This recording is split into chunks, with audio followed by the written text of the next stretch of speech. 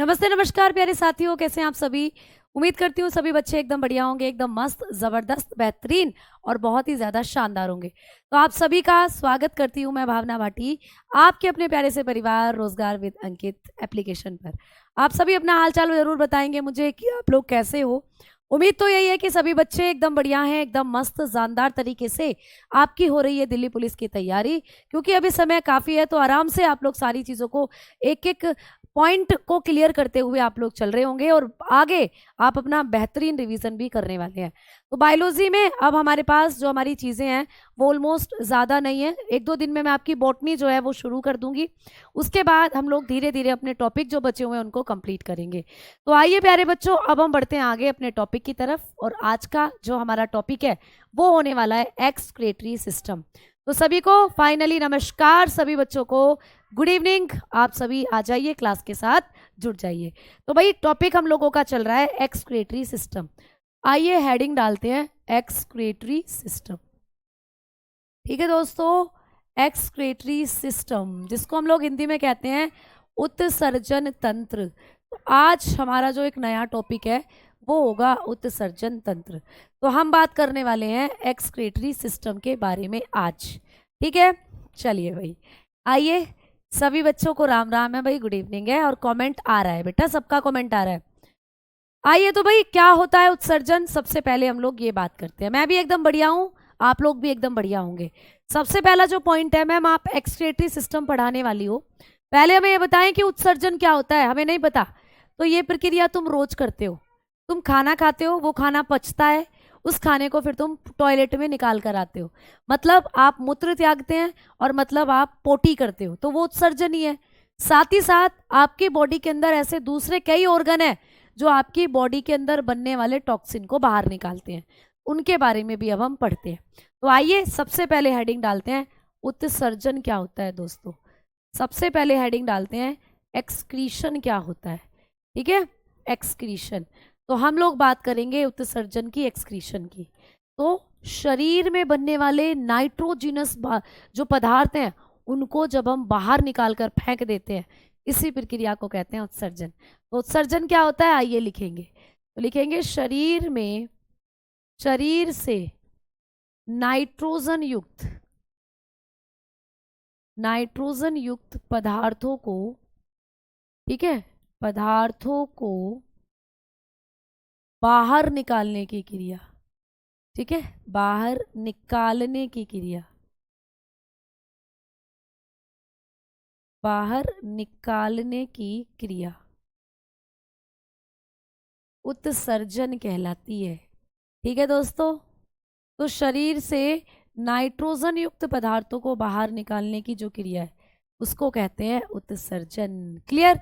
तो कहेंगे एक्सक्रीशन या रिमूवल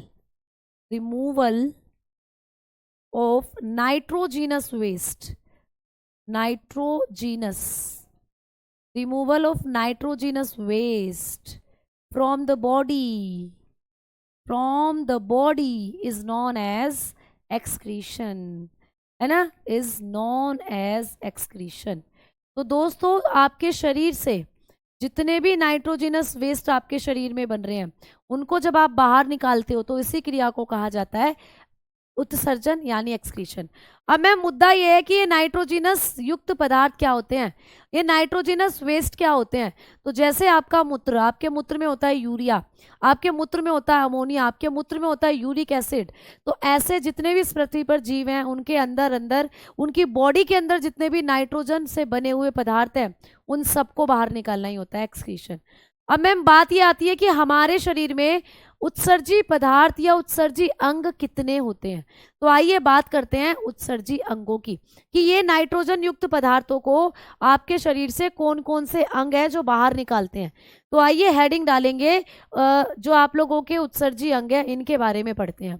तो लिखेंगे मानव के उत्सर्जी अंग, मानव के उत्सर्जी अंग। आपको पूछा जाएगा कि हमारे शरीर में कौन कौन से ऐसे अंग हैं जो उत्सर्जन का काम करते हैं। एक्सक्रीटरी ऑर्गन कौन कौन से हम लोगों के, यहां से प्रश्न आता है बेटा। एक्सक्रीटरी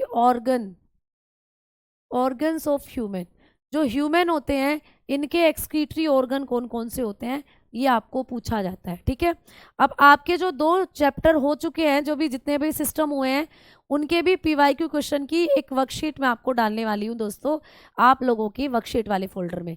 जैसे अभी आपके कुछ जो चैप्टर थे उनके पीवाईक्यू क्वेश्चन मैंने डाले थे, सेल से रिलेटेड थे, डाइजेशन से रिलेटेड थे।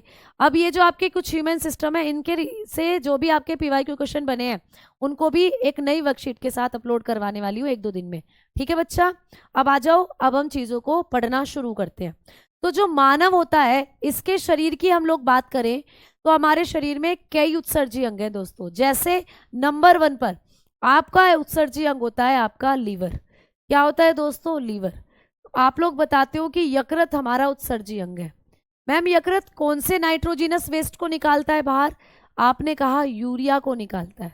तो आपका जो यकृत होता है वो यूरिया का उत्सर्जन करता है दोस्तों। ये पूछा जाता है कि यकृत कौन से उत्सर्जी पदार्थ को निकालता है, आप कहेंगे यूरिया को। तो लीवर एक उत्सर्जी पदार्थ है आपका, बहुत बड़ा उत्सर्जी पदार्थ है, याद रखना। दूसरे नंबर पर आपके लंग्स होते हैं दोस्तों। दूसरे नंबर पर आपके फेफड़े। मैम फेफड़े कैसे उत्सर्जी पदार्थ हो गए? तो लंग्स जो होते हैं ये भी आपकी बॉडी से कार्बन डाइऑक्साइड को बाहर निकालते हैं। इनका काम होता है कार्बन डाइऑक्साइड को बाहर निकालना। ठीक है, तो ये क्या करते हैं, जो आप CO2, आपके किसी काम की नहीं है CO2, आपके किसी काम की नहीं है CO2, इसको बाहर निकालते हैं। मैम लड़का होना है लड़की होने में बताया नहीं, मैम लड़का होना या लड़की होना नहीं बताया तुमने। बेटा ये गुणसूत्र वाले चैप्टर में जब आप लोग वो पढ़ोगे ना, जेनेटिक वाला चैप्टर, लड़का होना या लड़की होना, वहां बताऊंगी। उसमें गुणसूत्रों का खेल होता है सारा। पिता और माता के जो गुणसूत्र होते हैं ना, वो मिलते हैं, वो बताते हैं लड़का या लड़की होना। तो इसको मैं अभी आपको एक जेनेटिक वाला चैप्टर कराऊंगी तो उसमें बताऊंगी। मैम उसमें क्या होता है, उसमें जब पिता जो होता है उसके पास XX होता है, माता के पास XY होते हैं। तो जब X और Y मिलते हैं तो लड़का बनता है, X मिलते हैं तो लड़की होता है। ऐसे करके आपको पढ़ना है। ठीक है, ठीक है, ठीक भाई, ठीक। आ जाओ आगे बात करते हैं। अब हम लोग बढ़ेंगे। बेटा पीवाईक्यू मैंने वर्कशीट वाले फोल्डर में आपको डलवाए हैं। वर्कशीट का एक फोल्डर बन रहा होगा बेटा, ठीक है, हाँ वहां पे बनवा, वहां पे अपलोड है वो पीवाईक्यू क्वेश्चन सारे। चलो आओ आगे बात करते हैं। अगर आप लोगों को पूछे कि हमारे शरीर में अगला जो एक्सक्रीटरी ऑर्गन है वो कौन सा होगा, तो स्किन दोस्तों, आपकी स्किन, त्वचा। तो त्वचा भी आपकी एक्सक्रीटरी ऑर्गन की तरह काम करती है। त्वचा आपका पसीना निकालती है बाहर, और पसीने में अतिरिक्त NaCl जो होता है दोस्तों, नमक, ठीक है, पसीने में जो नमक होता है वो भी बाहर निकलता है। NaCl बोले तो नमक। तो पसीना आपकी त्वचा से बाहर निकलता है, तो त्वचा भी एक्सक्रीटरी ऑर्गन है। मैम 4th नंबर पर कौन है? तो 4th नंबर पर आपकी बड़ी आंत। ठीक है, आप लोगों की लार्ज इंटेस्टाइन, लार्ज इंटेस्टाइन, बड़ी आंत। दोस्तों यहां से प्रश्न बना है लार्ज इंटेस्टाइन से, पीवाईक्यू प्रश्न है बेटा। यहां से प्रश्न बना है कि जो बड़ी आंत होती इनमें से कौन एक उत्सर्जी अंग नहीं है। तो ऐसे भी पूछा था। और एक बार जो आपकी पिछली बार पूछा वो ये था कि इनमें से कौन हमारे शरीर का उत्सर्जी अंग है, तो उसमें बड़ी आंत को माना था। तो याद रखना बड़ी आंत भी एक उत्सर्जी अंग है ना, लार्ज इंटेस्टाइन जिसको कहते हो बड़ी आंत। ये जो बड़ी आंत होती है दोस्तों आप लोगों की, इसके बारे में अगर हम लोग बात करते हैं तो ये क्या निकालती है, ये मल को बाहर निकालती है। मल यानी फीसिस, जो आपका मल होता है, आपकी पोटी होती है, उसको बाहर निकालने का काम करती है। ठीक है, और 5वें नंबर पर होती है आपकी किडनी। 5वें नंबर पर जो आपका उत्सर्जी पदार्थ है वो आपकी किडनी है, आपके गुर्दे हैं। तो दोस्तों गुर्दे के बारे में भी हमने पढ़ना है कि गुर्दे भी क्या करते हैं, ये कौन सा पदार्थ बाहर निकालते हैं, तो ये मूत्र को बाहर निकालते हैं, यूरिन बाहर निकालते हैं। ठीक है, ये मूत्र बाहर निकालते हैं, यूरिन को बाहर निकालते हैं। तो इस तरीके से आप लोगों के, नहीं हुआ है वर्कशीट? हुआ होगा बेटा, अच्छे से चेक करो। ठीक है, समझ में आ गई बात? उल्टा नहीं बोला है बेटा, बिल्कुल। अच्छा आपकी बड़ी आंत में मूत्र बनता है क्या, ये बताओ? बड़ी आंत नहीं मूत्र बनाती है, बड़ी आंत से मल ही बाहर निकलता है। आपके गुर्दों में बनता है मूत्र, तो मूत्र जो होंगे वो गुर्दों के अंदर ही होंगे दोस्तों। ठीक है, तो आपको यहाँ पेपर में प्रश्न आया था कि निम्नलिखित में से कौन आपका एक उत्सर्जी अंग है, तो वहां पे बड़ी आंत को सही माना, बड़ी आंत ही ऑप्शन में दिया हुआ था। तो आप लोग बताएंगे कि बड़ी आंत भी एक उत्सर्जी अंग है आप लोगों का। आपका क्या दिया हुआ था, पेट दिया हुआ था, छोटी आंत दिया हुआ था, ठीक है। आप लोगों के दो, एक ऑप्शन और दिया हुआ था और एक बड़ी आंत था, तो बड़ी आंत वहां पर सही था, आपका उत्सर्जी अंग होती है बड़ी आंत। क्लियर, समझ में आ गई ना बात। अब हम चलते हैं आगे की तरफ बढ़ते हैं और अब बात करेंगे हम लोग कि यहाँ पर आप लोगों का जो एक्सक्रीटरी ऑर्गन है, इन पांचों में से कौन सा मुख्य उत्सर्जी अंग आप लोग जानते हो जो आपका होता है। तो मुख्य उत्सर्जी अंग की अगर हम लोग बात करते हैं तो आपके गुर्दे होते हैं। तो ये भी प्रश्न बन सकता है कि मानव के शरीर में कई उत्सर्जी अंग पाए जाते हैं, इनमें से मुख्य कौन सा होता है। तो आप लोग बता कर चलते हैं कि हमारे जो गुर्दे होते हैं ये मुख्य उत्सर्जी अंग की कैटेगरी में आते हैं। तो गुर्दों को क्या कहा जाता है, गुर्दे होते हैं मेन एक्सक्रीटरी ऑर्गन, हमारे मेन एक्सक्रीटरी ऑर्गन की कैटेगरी में आते हैं जो गुर्दे होते हैं। ठीक है ना बच्चा। तो मेन एक्सक्रीटरी ऑर्गन्स होते हैं जो गुर्दे हैं, मुख्य उत्सर्जी अंग, मुख्य उत्सर्जी अंग आपके गुर्दे हैं। अब मैम जब हमने मुख्य उत्सर्जी अंगों के बारे में बात करी, गुर्दों के बारे में, तो अब हमें इस चैप्टर में डिटेल में ही पढ़ना है गुर्दों को। लेकिन उससे पहले आपको एक और प्रश्न आता है यहाँ से, इस संसार में जितने भी जंतु हैं दोस्तों, सब अपना मल, कुछ ना कुछ मल निकालते हैं, सब अपने शरीर से कुछ ना कुछ एक्सक्रीट करते हैं, एक्स्ट्रा प्रोडक्ट को बाहर निकालते हैं। जैसे तुमने गाय और भैंस देखी हैं, वो गोबर करती हैं, है ना। तुमने दूसरे जानवर देखे होंगे, वो भी अपनी बॉडी से क्या निकालते हैं, एक्सक्रीटरी प्रोडक्ट को निकालने का काम करते हैं। तो आपको पूछा जाएगा कि संसार में जितने भी जंतु हैं उनको हमने किस कैटेगरी में रखा है, उनके उत्सर्जी पदार्थ के आधार पर। उत्सर्जी पदार्थों के आधार पर जीवों के प्रकार आपको पूछे जाते हैं। तो अगली जो हमारी हेडिंग होगी वो यही होगी कि उत्सर्जी पदार्थ, उत्सर्जी पदार्थ के आधार पर जीवों के प्रकार कौन कौन से होते हैं। तो आइए दोस्तों हेडिंग डालेंगे, उत्सर्जी पदार्थ के आधार पर, उत्सर्जी पदार्थ के आधार पर जीवों के समूह। तो जीवों को उत्सर्जी पदार्थ के आधार पर कौन कौन से समूहों में रखा गया है ये आपको पूछा जाता है। क्लियर, तो आप लोग लिखेंगे groups of animals, group of animals, group of animals according to their excretory product. ठीक है, एक्सक्रीटरी प्रोडक्ट के आधार पर जो जीव होते हैं उनके कौन कौन से ग्रुप हैं दोस्तों। अब आप लोग अच्छे से समझेंगे इस चीज को, क्योंकि यहां से भी प्रश्न बने हैं आपको पेपर में। अब देखो, यहां से भी आपको प्रश्न बने हैं, तो ये थोड़ा सा इंपॉर्टेंट हो जाता है कि ये जानना कि उत्सर्जी पदार्थ के आधार पर जीवों को कितने कितने ग्रुप में बांटा है या किसको किस ग्रुप में रखा है। तो सबसे पहले ग्रुप की हम लोग बात कर रहे हैं जो कि है दोस्तों यूरियोटेलिक, यूरिकोटेलिक, जो कि है सबसे पहला यूरिकोटेलिक। ठीक है, सबसे पहला है यूरिकोटेलिक, यूरिकोटेलिक जंतु, यूरिकोटेलिक एनिमल। आपको पूछेगा कि यूरिकोटेलिक जंतु कौन होते हैं दोस्तों, है ना। आपको पूछेगा कि यूरिकोटेलिक जंतु कौन होते हैं। ऐसे जंतु जिनके मल में यूरिक अम्ल आपको देखने को मिलता है उन्हें कहते हैं यूरिकोटेलिक जंतु। कौन होते हैं दोस्तों यूरिकोटेलिक जंतु, जिनके मल में आप लोगों को यूरिक एसिड देखने को मिलता है। तो या तो प्रश्न ऐसे पूछेगा कि यूरिकोटेलिक जंतुओं का मल किस नाइट्रोजिनस वेस्ट से भरा रहता है, मतलब यूरिकोटेलिक जंतुओं के मल में कौन सा पदार्थ देखने को मिलता है, तो आप कहेंगे यूरिक एसिड। या ऐसे पूछ सकता है कि यूरिक एसिड, जिन पदार्थों का उत्सर्जी पदार्थ यूरिक एसिड होता है उनको किस समूह में रखा गया है, तो आप कहोगे यूरिकोटेलिक में रखा है। तो यहाँ पर लिखेंगे कि इनका उत्सर्जी पदार्थ क्या होता है दोस्तों। आपसे पूछेगा कि इनका जो उत्सर्जी पदार्थ है, इनका जो एक्सक्रीटरी मटेरियल होता है, इनका जो एक्सक्रीटरी प्रोडक्ट होता है वो कौन सा होता है। आप बताएंगे इनका एक्सक्रीटरी प्रोडक्ट होता है यूरिक एसिड। क्या होता है मेरे बच्चों, यूरिक एसिड। तो जिनका एक्सक्रीटरी प्रोडक्ट यूरिक एसिड होता है उनको रखा गया है दोस्तों कहाँ, यूरिकोटेलिक के अंदर। तो जिनके मल में यूरिक एसिड की ज़्यादा मात्रा होती है उनको कहते हैं यूरिकोटेलिक। ठीक है, उनको क्या कहते हैं दोस्तों, यूरिकोटेलिक कहते हैं। मैम मेरे एप्लीकेशन पर फिजिक्स की क्लास शो नहीं होती है, लेकिन टेलीग्राम पर 8 PM दे रखी है। बेटा वो AWTPO के लिए चल रही है, जो आपकी फिजिक्स की क्लास चल रही है। अभी यहाँ पर आप लोगों का क्लर्क के लिए कांस्टेबल, सॉरी जो कांस्टेबल है इसके लिए अभी आपका सिर्फ बायोलॉजी चल रहा है, लेकिन वो फिजिक्स जो चल रही है वो AWTPO के लिए चल रही है, इसलिए वो आपको ग्रुप में दिखती होगी। ठीक है ना। अभी इसके बाद चलेगी बेटा फिजिक्स। मदर के पास XX होते हैं और फादर के पास XY। बेटा यही तो बताया मैंने, अगर X और Y मिलते हैं तो लड़का होता है, X अगर मिलते हैं तो लड़की होती है। यही तो हमने बताया था आपको।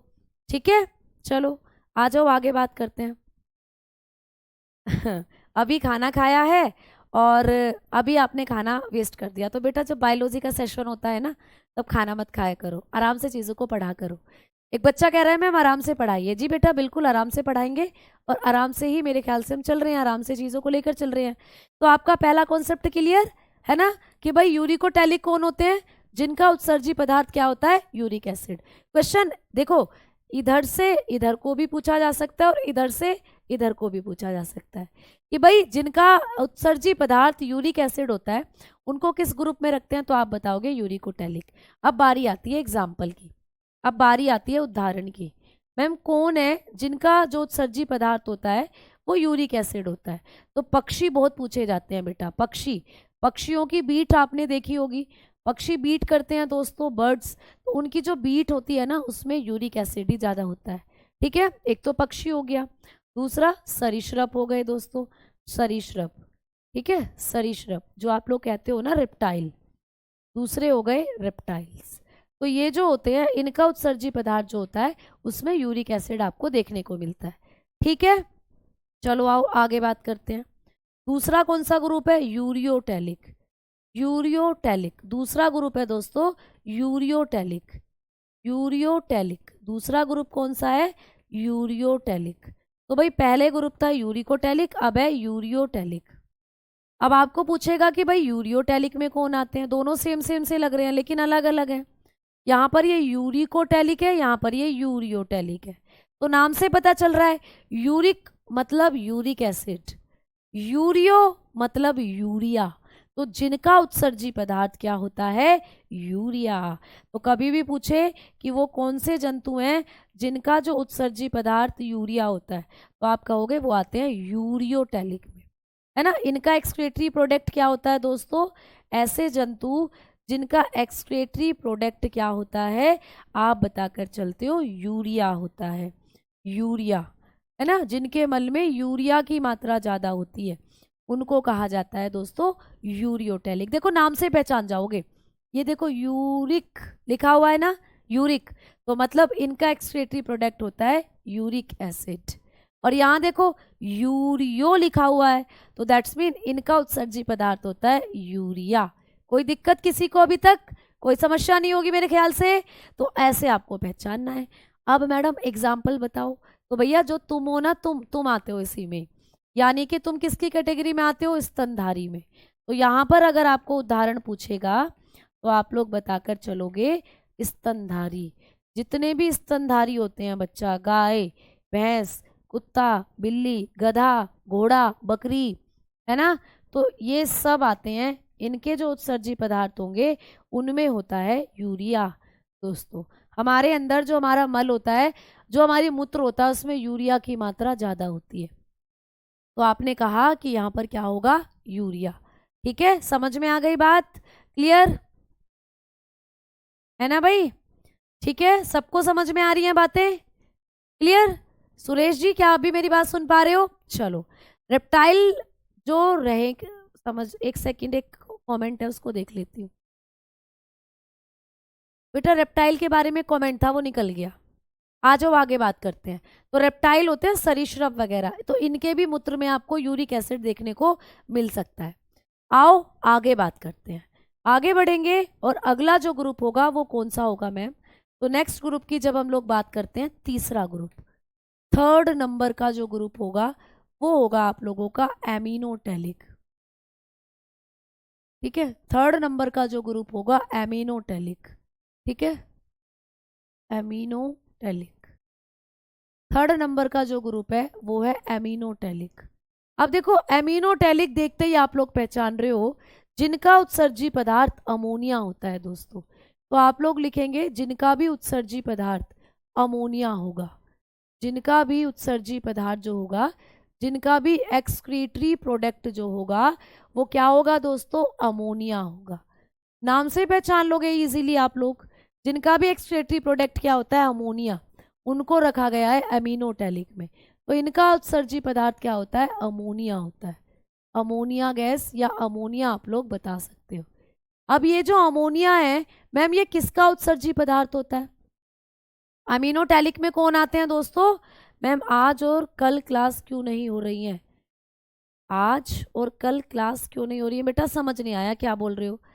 आज तो क्लास हो रही है, कल संडे था इसलिए क्लास नहीं हुई थी, परसों आपकी क्विज हुई थी, ठीक है, समझ में आई बात? तो इसलिए यूरिन क्या होता है, यूरिन होता है दोस्तों मूत्र आपका, एक तो पोटी होती है, एक यूरिन होता है।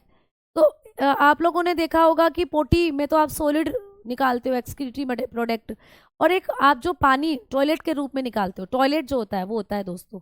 चमगादड़ भी स्तनधारियों में आते हैं, चमगादड़ जो होते हैं वो स्तनधारियों में आते हैं, चमगादड़ पक्षी नहीं है, चमगादड़ मैमल्स की कैटेगरी में आते हैं।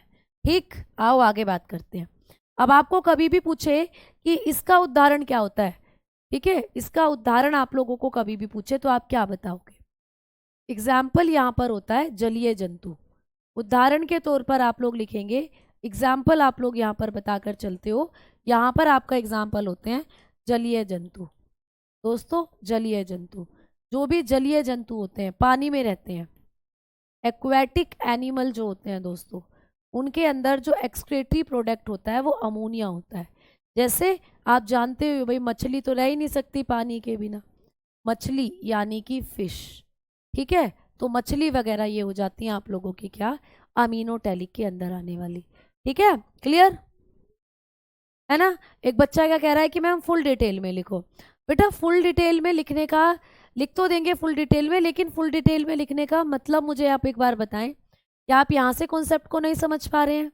देखो आपको क्या पूछा जाता है कि पहला तो ग्रुप हो गया यूरिकोटैलिक जंतु, यूरिकोटैलिक जंतुओं का उत्सर्जी पदार्थ क्या होता है, यूरिक एसिड।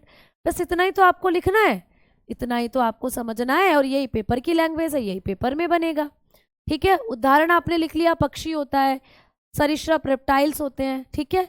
अब आपने देखा कि यहाँ पे यूरियोटैलिक जो होते हैं ये क्या होते हैं, तो इनका उत्सर्जी पदार्थ होता है यूरिया, यूरिया, ऐसे आपने समझ लिया बेटा चीज़ों को।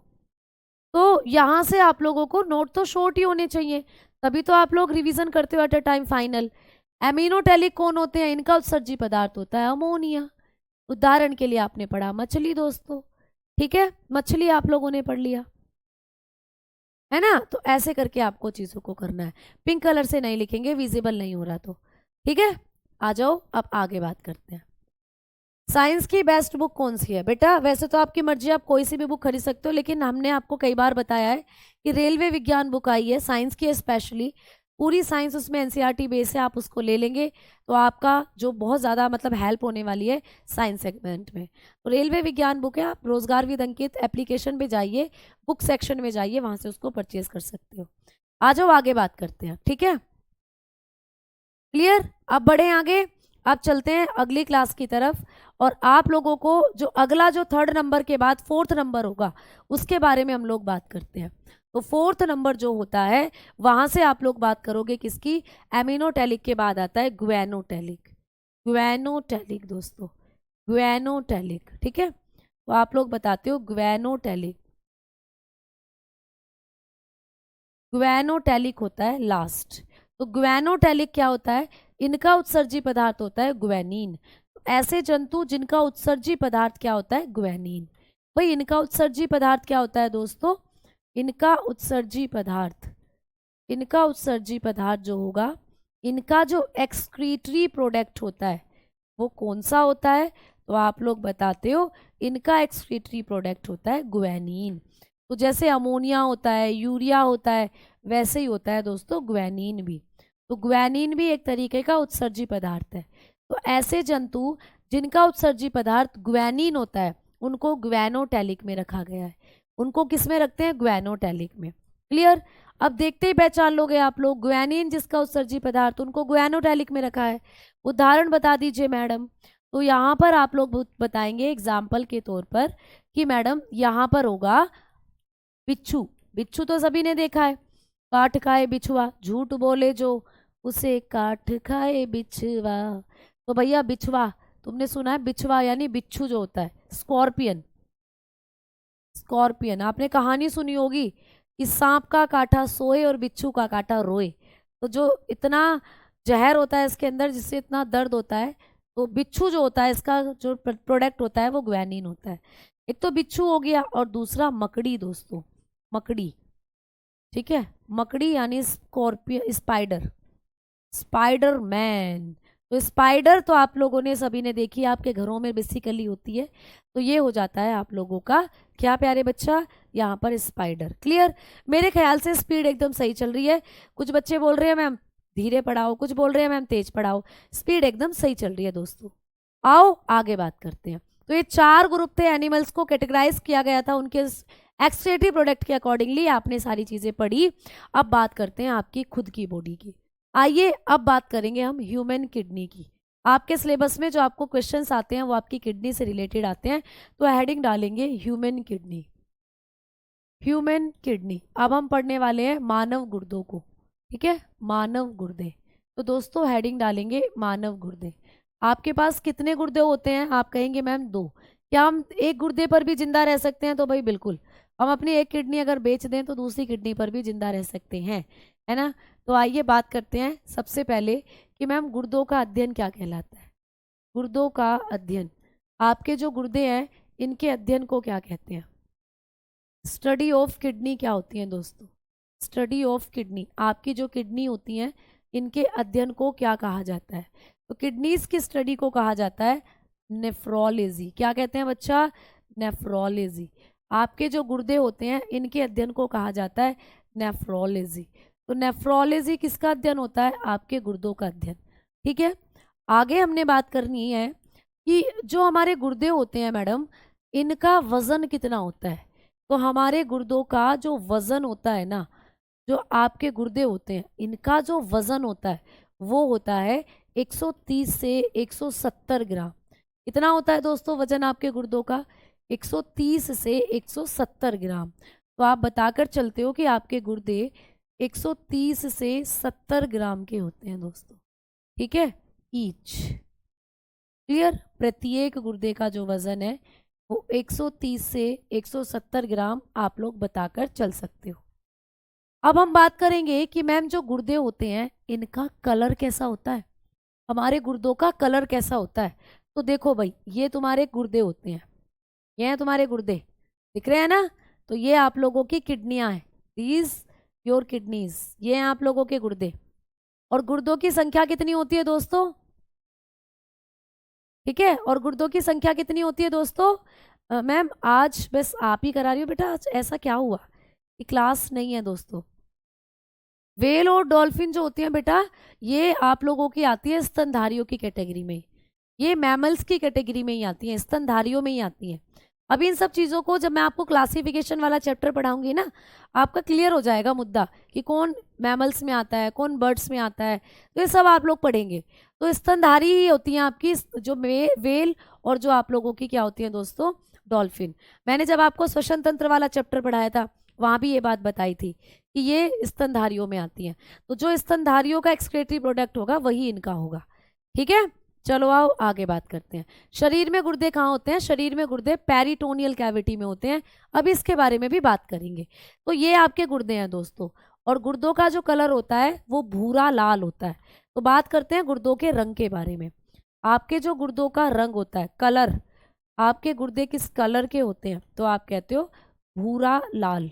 आपके गुर्दों का कलर होता है भूरा लाल, भूरा लाल, यानी कि ब्राउन, या ऐसे लिख सकते हो लाल भूरा, है ना, लाल भूरा। क्योंकि जब हम इंग्लिश में लिखते हैं तो रेडिश ब्राउन टर्म इसको कह देते हैं, रेडिश ब्राउन।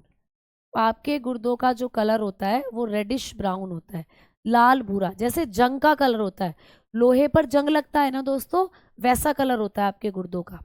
अब हमने बात करी कि गुर्दे हमारी बॉडी के अंदर कहाँ होते हैं। तो गुर्दे जो होते हैं हमारी बॉडी के अंदर, अगर इनकी लोकेशन की बात करें, अगर गुर्दों की लोकेशन की बात करें, स्थान की बात करें, तो गुर्दे आप लोगों की उदर गुहा में होते हैं। कहाँ होते हैं? उदर गुहा। उदर गुहा, या आप इसको कहते हो पेरिटोनियल कैविटी। क्या कहते हो? Peritoneal cavity. तो हम लोग लिखेंगे कि गुर्दे जो होते हैं वो कहाँ होते हैं? पेरिटोनियल कैविटी में होते हैं। आपके गुर्दे होते हैं दोस्तों पेरिटोनियल कैविटी में। तो जिस जगह आपके गुर्दे हैं ना, उस जगह को कहते हैं पेरिटोनियल कैविटी। कहाँ है गुर्दे? ऐसे खड़े होगे ना, यहाँ नीचे की तरफ, यहाँ जहाँ आपकी कमर खत्म होती है ना, यहाँ नीचे की तरफ होते हैं आपके गुर्दे। गुर्दे यहाँ नहीं है, आगे की तरफ नहीं है, पेट के नीचे नहीं है गुर्दे। गुर्दे होते हैं यहाँ, जैसे जब आप मुड़ोगे तो यहाँ नीचे की तरफ आपके गुर्दे होते हैं। तो गुर्दों की लोकेशन जो होती है वो पेरिटोनियल कैविटी में होती है दोस्तों। ठीक है, तो आप लोग बताकर चलते हो कि गुर्दे कहाँ होते हैं? पेरिटोनियल कैविटी में। बेटा इसकी इन्फॉर्मेशन मुझे थोड़ी सी मिल नहीं पाई कि भैया आज आपकी क्लास क्यों नहीं हो रही है। पेरिटोनियल गुहा में होते हैं जो गुर्दे होते हैं। ठीक है, तो आपको कभी भी पूछे कि गुर्दे कहाँ हैं? पेरिटोनियल कैविटी में। आओ आगे बात करते हैं, आगे बढ़ते हैं। अब बात करेंगे गुर्दों की शेप कैसी होती है। भाई जो आपके गुर्दे हैं इनकी शेप कैसी होती है, गुर्दों की आकृति कैसी होती है, गुर्दों का आकार कैसा होता है दोस्तों। तो जो गुर्दे होते हैं ना, इनकी शेप होती है बीन के आकार। बेटा बीन, बीन वो नहीं कि सपेरा बीन बजाए, है ना, नागिन नाचे और सपेरा बीन बजाए। तो भैया बीन मतलब बीज। जैसे आपने राजमा खाया है कभी? राजमा, राजमा होता है ना जैसा, वैसी होती है तुम्हारी किडनियां। इसीलिए राजमा का इंग्लिश में नाम होता है किडनी बीन, क्योंकि वो किडनी के जैसा दिखता है, इसीलिए उसको कहते हैं किडनी बीन। तो जो आपकी किडनी होती है ये बेसिकली राजमा के समान होती है, राजमा, जिसको कहते हो किडनी बीन। कितने बच्चों को राजमा चावल याद आ गए?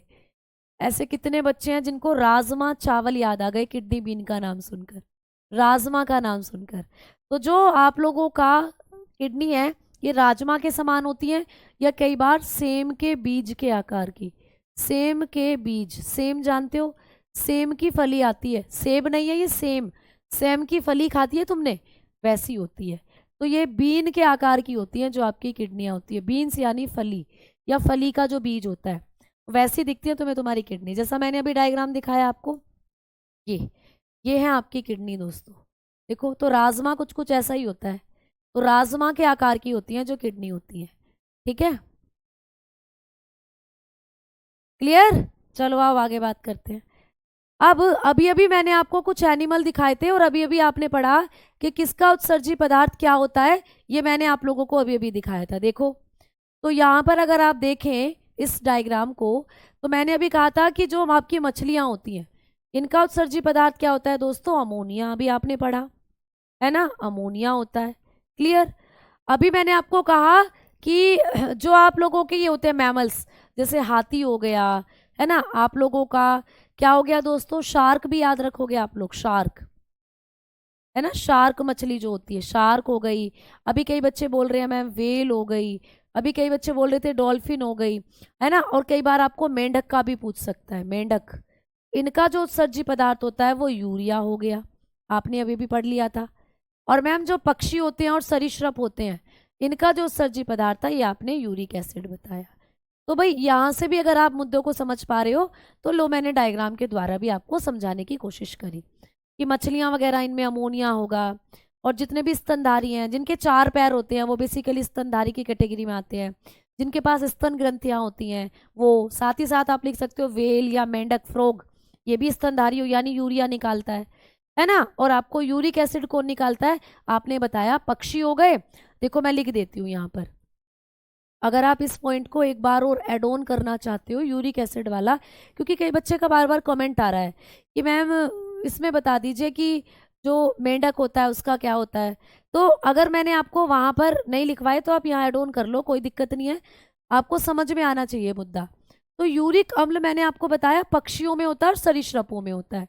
लेकिन साथ ही साथ अगर जैसे कि कई बच्चे पूछ रहे हैं कि मैम स्नेल में क्या होता है, स्नेल को पूछ रहे हैं, स्नेल मोलस्का में आता है दोस्तों। तो मैं यहाँ लिखवा देती हूँ, आपको कभी भी पूछे कि स्नेल वगैरह जो होते हैं, स्नेल जिसको आप घोंगा कहते हो, तो घोंगा का भी जो आप लोग बताकर चलते हो वो यही होता है यूरिक एसिड। सरीसृप मैंने आपको बता ही दिया है, ठीक है। और छिपकली वगैरह जो आप पूछ ले, छिपकली भी आप जानते हो सरीसृप में आती है, छिपकली, लिजर्ड, जो आपके घर में छिपकलियां हैं, लिजर्ड, इनका भी उत्सर्जी पदार्थ क्या होता है? यही होता है, यूरिक एसिड। ठीक है, और बाकी जो बच्चे पूछना चाहते हैं उनका मैंने बता ही दिया, मेंढक का और वेल का, जो बार बार पूछ रहे थे। तो ऐसे करके आप लोग लिख लो, इसको भी अगर लिखना चाहते हो कोई दिक्कत नहीं है। तो आपको बाकी सारी चीज़ें मैंने लिखवा दी, इंपॉर्टेंट एग्जाम्पल जितने भी हैं वो मैंने लिखवाए, जो आपके डाउट थे वो भी बता दिए। अब चलो आगे बढ़ लो, ठीक है, अब आगे बढ़े। पेरिटोनियल कैविटी को हिंदी में हम कई बार उदर गुहा भी बोल देते हैं, लेकिन कई बार हिंदी में पेरिटोनियल ही लिखा आता है। तो भैया उदर गुहा तो तुम जानते ही हो, है ना? नहीं जानते तो लिख लो उदर गुहा। पेरिटोनियल ही आता है कई बार लिखा हुआ, उदर गुहा बहुत कम देता है, पेरिटोनियल ही दे देता है हिंदी में भी। तो याद रखना, पेरिटोनियल या उदर गुहा। उदर गुहा मतलब पेट के नीचे वाला जो एरिया है बेसिकली, और इसमें भी किडनी यहाँ पीछे की तरफ होती है आपकी। तो पीछे वाली जो जगह है ना, यही एक्चुअली पेरिटोनियल कैविटी, इसीलिए हिंदी में भी पेरिटोनियल ही लिखा जाता है आपको। ठीक है बेटा, रेलवे विज्ञान जो बुक है वो, उसका नाम रेलवे विज्ञान हमने रखा है, बट आप ये ना सोचे कि वो केवल रेलवे के एग्जाम में ही काम करेगी। वो आपको पर्टिकुलर जिस भी एग्जाम में आपको फिजिक्स केमिस्ट्री बायो आती है ना, वो हर उस एग्जाम में कवर करने वाली है। वो एनसीईआरटी बुक है बेटा, एनसीईआरटी बेस्ड बुक है बेटा। तो जब भी आप किसी भी एग्जाम में अगर बायो आती है उससे कर सकते हो, फिजिक्स आती है उससे कर सकते हो, केमिस्ट्री आती है उससे कर सकते हो। ठीक है, आओ अब हम आगे बढ़ रहे हैं, और अब आपके सारे डाउट क्लियर। जलीय जंतु, शार्क जलीय जंतु है, लेकिन शार्क के बारे में भी स्पेशली आप याद रखोगे कि उसमें जो अमोनिटैलिक का मतलब छोटी मछलियां, शार्क थोड़ी बड़ी मछली की कैटेगरी में आती है, तो उसका जो पदार्थ है वो यूरिया ही माना जाता है। ठीक है, चलो अब आगे बढ़ते हैं, और अब हम लोग बात करते हैं कि किडनी आपकी राजमा के समान होती है। ये आपने शेप भी अपनी किडनी की पढ़ ली। अब बढ़ते हैं कि किडनी की जो संख्या है वो कितनी होती है। तो जो किडनी होती हैं दोस्तों, इनके नंबर की बात करते हैं तो ये जोड़ों में पाई जाती हैं। किडनी के नंबर्स की बात करेंगे, किडनी जोड़ों में होती हैं दोस्तों। किडनी क्या होती है? जोड़ों में। कौन कौन से, कितने जोड़े होते हैं आपकी बॉडी में जो गुर्दे होते हैं इनके? तो बताते हो, एक जोड़ी होती है आपके शरीर में किडनी, 1 पेयर। ठीक है, 1 पेयर होती है। और मैम संख्या टोटल फिर भी पूछे तो 2 होती है टोटल संख्या किडनी की। तो किडनी संख्या में 2 हैं, और जोड़े पूछ ले तो 1 जोड़ी। अब बात करते हैं कि मैम जो किडनी होती है हमारी, इनके बारे में आप हमें और बातें बताओ कि किडनी क्या काम करती है, किस प्रक्रिया पर काम करती है। तो किडनी जो होती है प्यारे बच्चे, परानिस्पंदन की क्रिया पर काम करती है। परानिस्पंदन मतलब गुर्दे का काम क्या होता है? गुर्दों का काम होता है मूत्र निर्माण करना और आपके रुधिर का शुद्धिकरण करना। तो किडनी का फंक्शन क्या होता है, आइए लिखवा देती हूँ। आपके जो गुर्दे होते हैं इनका काम क्या होता है? Functions of kidney. हमारे जो गुर्दे हैं इनका काम क्या होता है? गुर्दों का कार्य। तो जो गुर्दे हैं ना दोस्तों, इनका क्या काम होता है? कई बच्चे कंफ्यूज होते हैं कि मैम रक्त का शुद्धिकरण गुर्दे करते हैं या रक्त का शुद्धिकरण फेफड़े करते हैं। कई बच्चे कंफ्यूज रहते हैं कि हमारा मूत्र लीवर बनाता है या हमारा मूत्र किडनी बनाती है। तो किडनी का काम होता है मूत्र बनाना। तो आओ अब काम लिख लो किडनी के। किडनी का पहला काम होता है मूत्र का निर्माण करना, मूत्र निर्माण। ठीक है, तो आपकी किडनी करती है मूत्र निर्माण, यूरिन फॉर्मेशन। तो किडनी क्या करती है? मूत्र निर्माण करती है दोस्तों। ठीक है, यानी किडनी करती है यूरिन फॉर्मेशन। कभी भी पूछे कौन सा ऑर्गन है हमारे शरीर में जो मूत्र का निर्माण करता है, तो आप बताएंगे किडनी। किडनी करती है मूत्र का निर्माण। दूसरा काम क्या है? दूसरा काम है किडनी का कि जो हमारा खून होता है उससे नाइट्रोजीनस वेस्ट को बाहर निकालकर खून का शुद्धिकरण करती है किडनियां। तो क्या कहोगे? रक्त से नाइट्रोजन युक्त पदार्थों को बाहर निकालकर, रक्त से नाइट्रोजन युक्त, आपके रक्त में जो नाइट्रोजन युक्त पदार्थ हैं, नाइट्रोजन युक्त पदार्थों को बाहर निकालकर, पदार्थों को बाहर निकालकर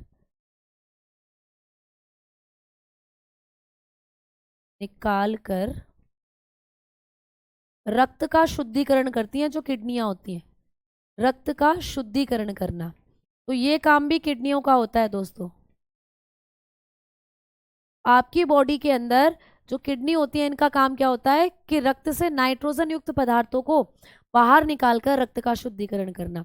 अच्छा मुझे एक बात बताओ, आपके फेफड़े और आपकी किडनियां, आपने कहीं ना कहीं पढ़ा है कि दोनों ही रक्त का शुद्धिकरण करते हैं। तो मैम दोनों के क्रिया प्रणाली में, दोनों की फंक्शनिंग में डिफरेंस क्या है? दोनों की क्रिया प्रणाली में अंतर क्या है मेरे बच्चों, ये बताओ।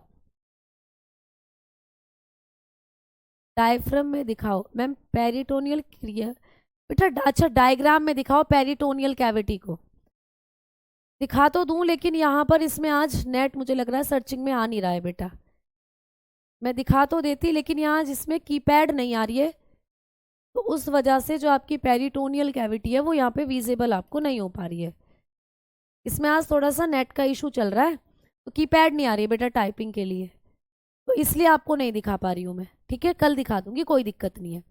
बाकी पेरिटोनियल कैविटी जो आपकी होती है, वो आपके गुर्दे जो होते हैं ना, आप लोगों के बैक साइड देखने को मिलते हैं, कमर के ठीक नीचे। आपकी कमर उसके ठीक नीचे होते हैं जो आप लोगों के गुर्दे, और उसी को कहते हैं पेरिटोनियल कैविटी। ठीक है, चलो आओ अब हम आगे बात करते हैं और आगे बढ़ेंगे। नितेश प्यारे बच्चे, ग्रुप संडे में मेरी ग्रुप डी के लिए क्लास होती है। बाकी अगर किसी संडे मैं फ्री होती हूँ तो मैं ज़रूर आप लोगों का जो रिवीजन है वो कराऊंगी। ठीक है, संडे में मेरी ग्रुप डी के लिए क्लास होती है प्यारे बच्चा, और संडे में मेरी योद्धा बैच के लिए भी रिवीजन क्लास होती है प्यारे बच्चा। इसीलिए संडे में टाइम निकालना मतलब थोड़ा सा मैं सॉरी कहूँगी इस बात के लिए, क्योंकि हर टीचर की जो क्लास है ना वो अलग अलग, संडे में बेसिकली हम बहुत ज़्यादा क्लासेस नहीं ले सकते बच्चा, आप भी थोड़ा सा समझ सकते हो, क्योंकि मंडे टू सैटरडे हमारी सभी की क्लास होती है। थोड़ा सा संडे ही हम लोगों को मिलता है जिसमें हम थोड़े से अपने बाहर के काम थोड़े से निपटा सकते हैं। तो संडे में बहुत ज़्यादा क्लासेस हम नहीं लगा सकते बेटा, तो इसीलिए संडे में हर टीचर कोशिश करता है कि किसी एक पर्टिकुलर बैच में रिवीजन क्लास अगर लग रही है तो वो कर पाए। अब जैसे मैं संडे में ग्रुप डी के लिए क्लास लेती हूँ, जो आर्मी की क्लास है बेटा योद्धा बैच के लिए, उसमें ले लेती हूँ। उसके बाद जो थोड़ा बहुत टाइम हमारे पास होता है उसको हम यूटिलाइज करने की कोशिश करते हैं थोड़ा सा। कई बार आप लोग जानते हो कि एज अ ह्यूमन हमारे पास भी बहुत सारी चीज़ें हो जाती हैं। ठीक है, तो थोड़ा बहुत हमें भी अपने संडे में काम वगैरह देखने पड़ते हैं, लेकिन फिर भी मैं आपसे बताती कोशिश करती हूँ कि अगर मैं टाइम निकाल पाती हूँ संडे के दिन तो मैं आपकी रिवीजन क्लासेस भी बिल्कुल लगा लूँगी। ठीक है बेटा, क्लियर? हाँ, अब फेफड़े क्या होते हैं प्यारे बच्चे कि, ठीक है, हाँ तभी क्लास भी नहीं चलती थी। हाँ जी बेटा, तो अब आप लोगों के जो यहाँ पर फेफड़े होते हैं, मैम इंग्लिश में लिख दो बेटा, अभी लिख दूंगी इंग्लिश में, परेशान मत हो। जो आपके फेफड़े होते हैं ना वो रक्त का शुद्धिकरण करते हैं, आपके फेफड़ों से कार्बन डाइऑक्साइड को बाहर निकालकर, है ना, आपके ब्लड से आपकी बॉडी में जो कार्बन डाइऑक्साइड है उसको बाहर निकालते हैं फेफड़े। लेकिन किडनी क्या करती है कि आपके मूत्र में जो nitrogenous waste, urea, ammonia, uric acid, उनको बाहर निकालने का ये काम करते हैं। तो यहाँ पर गुर्दों का काम होता है नाइट्रोजन युक्त पदार्थों को बाहर निकालना। तो मैं यहाँ लिख रही हूँ बेटा, जो आपके किडनी है इनका फंक्शन क्या होता है, इंग्लिश में लिख रही हूँ उस स्टेटमेंट को। तो ये क्या करती है, रिमूवल, क्या लिखेंगे, pure blood, to removal nitrogenous waste, nitrogenous waste from the blood. ठीक है, फ्रॉम द ब्लड, तो ये ब्लड को प्योर करती हैं, ब्लड से नाइट्रोजन युक्त पदार्थों को बाहर निकालकर। क्लियर? तो ये काम होता है गुर्दों का। अब हमने आगे बढ़ना है और बात करनी है कि मैम जो गुर्दे होते हैं इनकी इकाई किसको कहा जाता है, गुर्दों की संरचनात्मक और क्रियात्मक इकाई किसको कहते हैं। बहुत इंपॉर्टेंट पॉइंट है, इसको नोट डाउन कर लेना, मैंने इंपॉर्टेंट लिख दिया। तो दोस्तों आप लोगों को पूछा जाता है व्रकाणु के बारे में, व्रकाणु यानी कि जिनको इंग्लिश में कहते हो नेफ्रॉन, तो इनके बारे में भी प्रश्न आता है कि नेफ्रॉन्स क्या होते हैं। तो आप लोग बताएंगे कि नेफ्रॉन्स जो होते हैं ये गुर्दों की संरचनात्मक और क्रियात्मक इकाई हैं। तो आप लोग बताएंगे ये गुर्दों की संरचनात्मक और क्रियात्मक इकाई हैं। ठीक है, तो आपके गुर्दों की संरचनात्मक और क्रियात्मक इकाई किसको कहते हैं, क्रियात्मक इकाई है, संरचनात्मक और क्रियात्मक इकाई है। ठीक है, तो इकाई है, तो आपके गुर्दों की संरचनात्मक और क्रियात्मक इकाई किसको कहते हैं? व्रकाणु को कहते हैं, नेफ्रॉन को। अभी समझाऊंगी कि ये कैसे दिखते हैं, पहले लिख लो। ठीक है, तो आपको पूछा जाता है these are structural and functional, these are structural and functional unit of kidney, आपकी किडनी की संरचनात्मक और क्रियात्मक इकाई होती है दोस्तों ये व्रकाणु जो होते हैं, नेफ्रॉन्स जो होते हैं। तो ये प्रश्न बहुत बार आपको बना है कि गुर्दों की क्रियात्मक और संरचनात्मक इकाई किसको कहते हैं? आपने कहा व्रकाणु को कहते हैं, यानी नेफ्रॉन्स को। क्या होते हैं नेफ्रॉन? ये छन्नियां हैं आपके किडनों की, आपकी किडनियों की छन्नियां हैं। जब आप चाय बनाते हो तो चाय को छानते हो छन्नी से, और छन्नी से चाय निकलकर कप में गिर जाती है जाकर। उसका फायदा यह कि चाय में जितनी भी चाय की पत्ती थी, चाय में जितना भी अदरक था, वो सब छन्नी में रह जाते हैं और चाय छनकर कप में आ जाती है। उस चाय को आप पी लेते हो। अब कई बच्चों का चाय पीने का मन कर गया होगा, बिल्कुल अभी पी लेना क्लास के बाद, ठीक है। लेकिन आपके जो गुर्दे होते हैं, जब ये रक्त को छानते हैं, जब ये रक्त को फिल्टर करते हैं, रक्त का शुद्धिकरण करते हैं, तो इनके अंदर भी छोटी छोटी छन्नियां होती हैं, इन्हीं को कहते हैं नेफ्रॉन। तो आइए बात करते हैं कि मैम नेफ्रॉन जो होते हैं ये कैसे दिखते हैं। तो दोस्तों ये हैं तुम्हारे नेफ्रॉन। तुम्हारी हर गुर्दों के अंदर ये नेफ्रॉन पाए जाते हैं लाखों की संख्या में, ठीक है। तो आपकी गुर्दे के अंदर लगभग 10 लाख के आसपास ये नेफ्रॉन होते हैं एक गुर्दे में। तो ये क्या करते हैं दोस्तों? ये करते हैं आपके रुधिर का शुद्धिकरण, या आपके रक्त को छानने का काम करते हैं। तो कई बार प्रश्न आता है कि गुर्दों की संरचनात्मक और क्रियात्मक इकाई क्या है। यानी जब हमारी किडनी खराब होती है ना, तो ये छन्नियां खराब हो जाती हैं, ये खराब हो जाते हैं तुम्हारे नेफ्रॉन, और आपका जो खून है वो फिल्टर नहीं हो पाता। फिर आपके खून में सारे टॉक्सिन पदार्थ मिलते रहते हैं, और आपके खून में यूरिया की मात्रा बढ़ जाती है, आपकी बॉडी में यूरिक एसिड अमोनिया की मात्रा बढ़ जाती है, जिससे आपके ऑर्गन गलना शुरू हो जाते हैं, उसी से मृत्यु हो जाती है। उसी को कहते हैं किडनी फेल। तो किडनी फेल होने पर कौन कौन से ट्रीटमेंट अपनाते हैं, किडनी किस प्रक्रिया पर काम करती है, ये सारी चीज़ें अभी हम पढ़ेंगे। लेकिन उससे पहले हम लोग पढ़ने वाले हैं नेफ्रॉन के बारे में। तो हमारे जो नेफ्रॉन होते हैं, आपने देखा ऐसा दिखता है नेफ्रॉन। आपकी ये किडनी है, देखो ये आपका गुर्दा है। आपके गुर्दे के अंदर अगर आप देखोगे बड़े ध्यान से, तो ये हैं दोस्तों नेफ्रॉन। ये जो आपको दिख रहे हैं, ये आपकी किडनी के अंदर ये इस तरीके से यहाँ होते हैं आपके गुर्दों के अंदर नेफ्रॉन। आपके गुर्दों के अंदर यहाँ पर पाए जाते हैं नेफ्रॉन। इन्हीं के अंदर होता है मूत्र का निर्माण, या आपके ब्लड से मूत्र बनता है। यहाँ पर ब्लड से ही बनता है मूत्र। ब्लड के अंदर जितना एक्स्ट्रा पानी है वो छन कर आ जाता है। यहाँ पर ब्लड में जितने भी टॉक्सिन है वो छन कर आ जाते हैं। इसीलिए मूत्र त्यागना बहुत ज़रूरी है। आपको अगर बंद लग जाए ना, अगर मूत्र ना आए आपको, तो आपकी मृत्यु हो सकती है। तो पूरे दिन भर में जो तुम मूत्र त्यागते हो, वो आप लोगों का किडनी ही फिल्टर कर कर कर बेचती हैं।